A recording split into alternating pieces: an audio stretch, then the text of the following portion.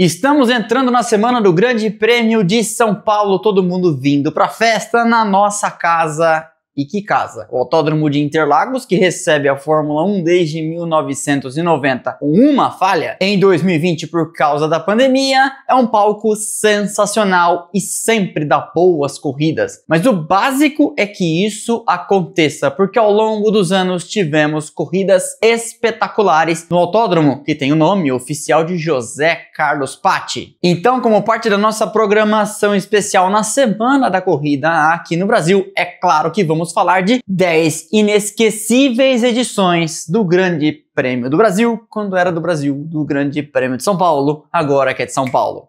Vamos lá!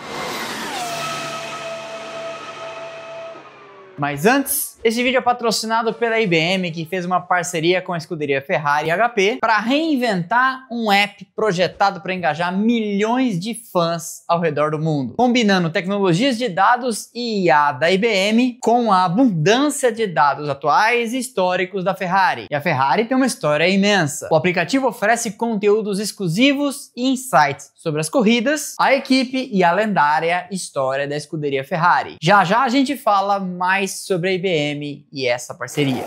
Ninguém sabe explicar com exatidão por que Interlagos, no seu traçado revisado em 1990, com 4.309 metros atualmente, e que foi, infelizmente, a gente sabe, mutilado para receber a Fórmula 1 moderna. Inclusive, já contei a história completa do autódromo neste vídeo aqui. Enfim, a pista propicia disputas incríveis, um traçado que ficou bastante curto, mas por isso mesmo entrega corridas frenéticas. Inclusive, estou no meio do meu curso de pilotagem, não consegui ainda concluir, devemos fazê-lo em dezembro. E se você é assinante do canal, tem um vídeo exclusivo aqui com um relato meu de como foi o primeiro dia de curso e uma onboard completa no circuito de Interlagos. Mas enfim, há diversos fatores. O circuito, seu flow, mudanças de relevo, além do microclima da região, entre duas represas, entre dois lagos, Interlagos, duas boas retas freadas fortes, um miolo bastante técnico, enfim, poderíamos ficar aqui teorizando sobre a magia do circuito horas e não chegaríamos a uma conclusão definitiva. Mas de toda forma, você já deve saber que de partida, Interlagos e corrida boa são sinônimos, estão ligados. Só que muitas das vezes, corrida boa é o básico, porque acaba acontecendo coisa muito mais incrível. E eu receio que a nossa lista nem vá conseguir esgotar todas as vezes em que isso aconteceu. E a primeira delas...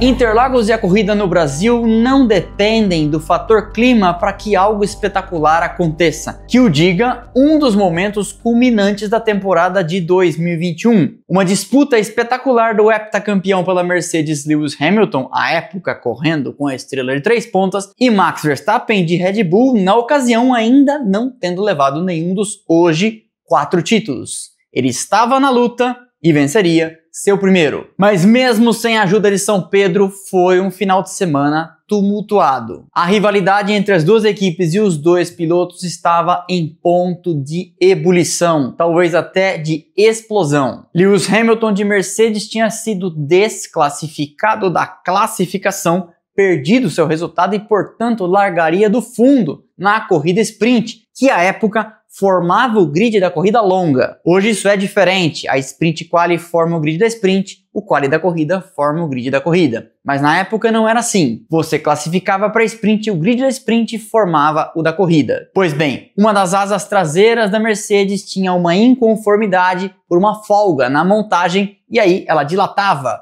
e envergava 1 ou 2 milímetros, o que foi o suficiente, porque tá na regra, preto no branco, se o carro não passar no teste, perde-se os tempos, e foi o que aconteceu.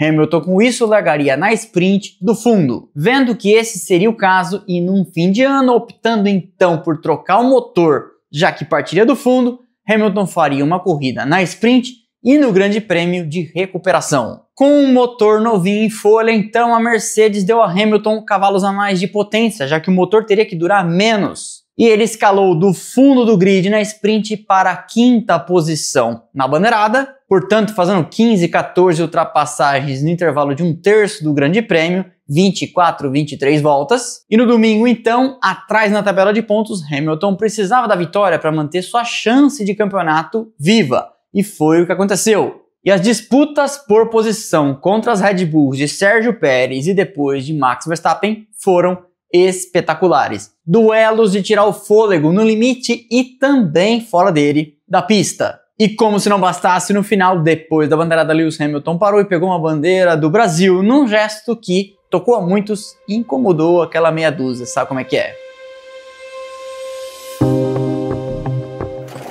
2001 marcou a estreia de um colombiano chamado Juan Pablo Montoya a bordo da lindíssima Williams BMW. Montoya já tinha sido campeão na Champ Car a bordo de carros da Ganassi e desembarcava na Fórmula 1. E ele deixaria a Fórmula 1 de queixo caído e Michael Schumacher coçando a cabeça depois de, numa relargada, algo bem mais comum nos Estados Unidos do que na Fórmula 1, pegar Schumi, sua Ferrari de calça curta e dar uma ultrapassagem magnífica no S do Senna. Mas o sonho seria interrompido porque Jos Verstappen, pai de Max, acertaria Montoya na traseira no final da reta oposta e deletaria as chances do colombiano. E não seria a primeira Williams acertada pela traseira naquele dia, muito menos naquele ano. Já contei essa história neste vídeo aqui do Keep Your Distance. Recomendo que você veja depois. Porque na largada, Barrichello tinha pego também o outro carro de Ralf Schumacher também por trás, no mesmíssimo ponto. A vitória acabaria nas mãos de David Coulthard com sua McLaren e Mercedes. Schumacher foi o segundo e Nick Heidfeld de Sauber o terceiro.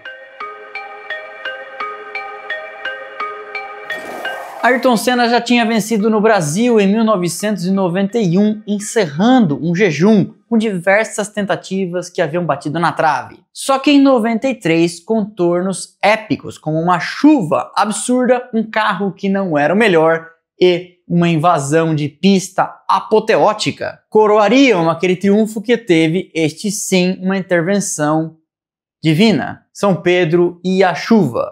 Aquela que vem sempre da represa. As Williams FW15C de Alan Prost e Damon Hill não tiveram dificuldade de fechar a primeira fila. Senna foi o terceiro com a Benetton, Schumacher o quarto. A corrida parecia então no domingo com um desfecho previsível e as duas Williams abriam na frente. Senna com um carro bem menos potente ia ficando para trás. Mas então choveu. E choveu uma daquelas trombas d'água que acontecem em São Paulo no final do verão, as tais águas de março. No meio da chuva, o safety car foi acionado. Amanhã falaremos deste episódio em pequenas grandes histórias. E de repente, então, o pelotão inteiro da Fórmula 1 fazia fila indiana atrás de um Tempra de rua, enquanto o resgate removia com os famosos caminhões prancha vários carros que tinham ficado pelo caminho, inclusive a Williams de Prost, a Minardi de Christian Fittipaldi e a Arrows de Aguri Suzuki, que bateu no meio da reta dos boxes, algo que hoje causaria uma bandeira vermelha. Mas enfim, outros tempos. Pista limpa, relargada, asfalto secando e Senna aplica um drible da vaca em Hill que talvez não esperasse e toma um passão, toma o Hill, aplica o Senna na entrada do Laranjinha e não mais perderia a ponta. Vitória de Senna, sua segunda de Fórmula 1 em Interlagos, e o desfecho todo mundo sabe. Cenas memoráveis.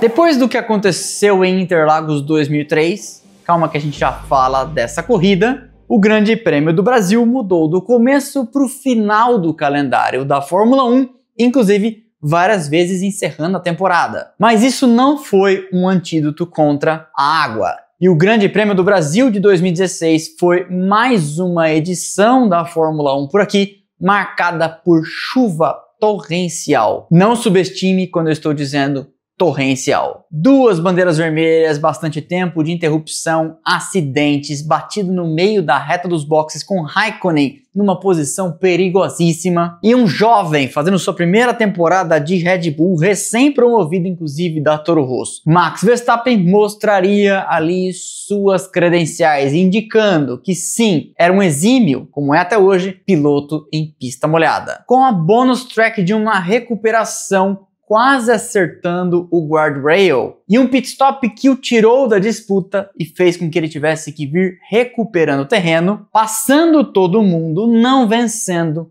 mas indo ao pódio de forma espetacular. Uma aula de pilotagem daquelas que a gente já viu com outros pilotos, inclusive Ayrton Senna, em condições adversas. E como você sabe, esse vídeo tem um apoio da IBM, que eu comentei no começo, fez uma parceria com a escuderia Ferrari HP. A IBM trouxe toda a sua tecnologia e expertise para combinar tecnologias e dados de IA com informações históricas da Ferrari, nesse aplicativo que traz interação e emoção. É uma experiência mais imersiva que aproxima os fãs da pista, da equipe, da alta rotação e do asfalto. A IBM projetou, desenvolveu e entregou o aplicativo digital da escuderia Ferrari HP totalmente redesenhado e que traz insights pós-corrida com um resumo de tudo o que aconteceu, gerado por inteligência artificial poucas horas depois de cada uma. Tudo isso com visuais dinâmicos que permitem que os fãs confiram dados de clima, das condições da pista, os resultados das sessões. É um panorama completo para quem, como eu, é apaixonado por automobilismo. O app ainda tem análise comparativo com dados históricos. Além disso, te dá ferramentas para interagir direto com a equipe e ter seus recados exibidos nas redes sociais deles. Demais, não? Eu vou deixar o link para quem quiser conferir mais sobre essa parceria aqui no QR Code e lá embaixo também na descrição.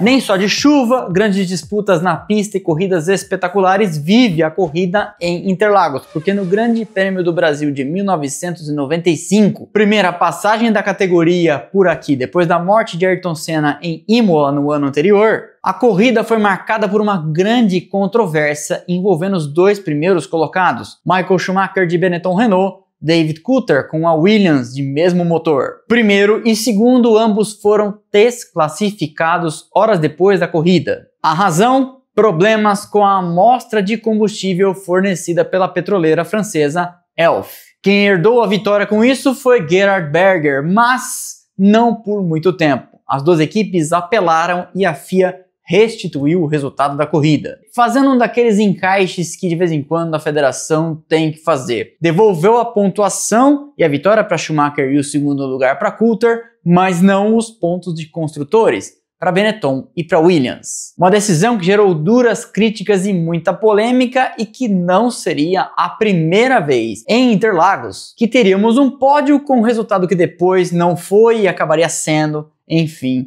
a gente já fala mais disso. Depois que a corrida no Brasil passou para o final do calendário, em algumas ocasiões o Grande Prêmio do Brasil acabou decidindo o campeonato. Alerta de gatilho. E foi exatamente o que aconteceu na edição de 2012. Sebastian Vettel de Red Bull e Fernando Alonso de Ferrari disputavam o título. Vettel tomou um toque da Williams de Bruno Senna na freada da curva do lago, rodou e caiu para o fundo do pelotão. O que se seguiu então foi uma recuperação espetacular, numa corrida cheia de acidentes, safety car, chove e não chove, Vettel foi subindo posições, sobrevivendo a um problema no rádio e a um pit stop lento, levando seu carro à sexta posição, que lhe garantia os pontos suficientes para, na ocasião, conquistar o seu tricampeonato, seguido 10, 11 e 12. Numa conquista heróica que acabou eternizada pela cara de choque com o Fernando Alonso sabendo o que tinha acontecido e descobrindo em tempo real quão perto ele esteve de vencer com a Ferrari. O Grande Prêmio do Brasil de 1977, disputado ainda no magnífico traçado antigo, entrou para a história de forma infame pela péssima condição do asfalto, especialmente na antiga curva 3, em razão de um recapeamento mal feito que contribuiria, inclusive, para a Fórmula 1 passar uma década correndo no Rio de Janeiro. Jacarepaguá, na zona oeste do Rio de Janeiro, àquela altura era considerado um autódromo ultramoderno. Em razão do recape, a pista começou a se desfazer e com isso muita gente teve sérios problemas de aderência. Sérios até demais. Porque aí a curva 3, no final do antigo retão, portanto uma parte de alta velocidade, asfalto inclinado e bastante técnico, virou um cemitério de carros. 7 ficaram pelo caminho durante a corrida. A lista de quem ficou pelo caminho neste dia eu vou ter que ler para vocês, porque é muita gente. John Watson, Jacques Laffite, Vittorio Brambilla, Carlos Paty, Patrick Depailler, além de Ronnie Peterson e Jochen Mass. É mole? A primeira vitória de Ayrton Senna no Brasil demorou para acontecer. Em 88, 89 e 90 ele era franco favorito, tendo problemas na largada em 88, trocando para um carro reserva e sendo por causa disso desclassificado, batendo ensanduichado por Berger e Patrese em 89 e tendo um acidente com o retardatário Satoru Nakajima no Bico do Pato em 90, quando liderava com folga. Em 91, ele fez a pole, Rodriguinho estava na frente da televisão e não se esquece, 1:16.393, largou na frente e parecia ter a corrida sob controle, quando então começou a perder as marchas. Não foi tudo de uma vez, foi a primeira quarta, depois a terceira, depois a segunda, e aí, nas 7 voltas finais, ele manteve a 6ª marcha, o que dificultou sobremaneira a condução do carro, especialmente no miolo. Para você me entender, imagine um carro de câmbio manual virando esquinas numa marcha muito alta. Ou você contorna depressa, ou terá problemas fazendo o carro morrer. E carro de Fórmula 1 não tem partida para dar no meio da pista. Se morrer, morreu. Isso transformou a corrida de 91 num épico daqueles que vão para capa de vídeos motivacionais. Afinal de contas, Senna, que no começo dos problemas tinha uma vantagem de 41 segundos à frente do segundo colocado, Riccardo Patrese, precisou tirar tudo e mais um pouco do carro e sim, é verdade, não se ofendam, contar também com um pouco de sorte, porque Nigel Mansell estava numa estratégia diferente, fez 2 pitstops, vinha tirando a vantagem, cometeu um erro no S do Senna e na recuperação quebrou a transmissão da Williams. O outro carro de Patrese começou então a descontar essa vantagem considerável de mais de 40 segundos numa razão preocupante, 3 a 4, 5, 6 por volta. Mas aí a sorte pela segunda vez entrou em campo, porque Patrese também ele começou a ter problemas de câmbio e teve que diminuir o ritmo. Com isso e com uma ajudinha também de São Pedro, porque começou a garoar no final da corrida, Senna teve o necessário para numa queda controlada conseguir cruzar a linha de chegada em primeiro e apagar. Apagar, no caso, o carro e apagar ele na reta oposta. Vitória de Senna no Brasil, com cenas, trocadilho inevitável, épicas.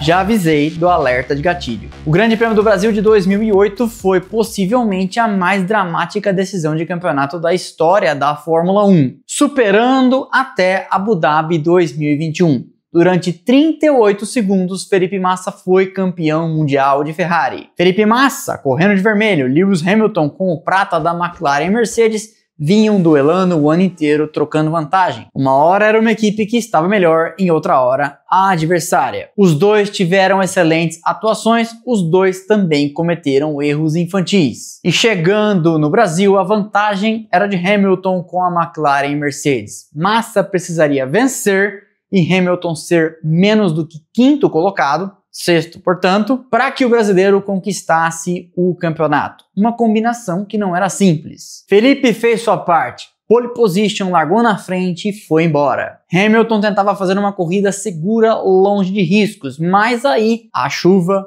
como sempre ou quase sempre em Interlagos, entrou em campo. Não que ela já não tivesse aparecido, porque 15 minutos antes da largada caiu uma tromba d'água, inclusive que adiou o começo da corrida. Mas no final a corrida virou um jogo de xadrez. Felipe na frente era marcado pela McLaren. O que ele fizesse, a equipe de Hamilton teria tempo de reagir e fazer igual. Alheia a tudo isso, a Toyota buscando um bom resultado, com Jarno Trulli tendo largado na primeira fila, resolveu ousar na estratégia do outro carro, o alemão Timo Glock. Glock não parou, ficou na pista com pneus de seco, velhos, enquanto a chuva vinha caindo devagar.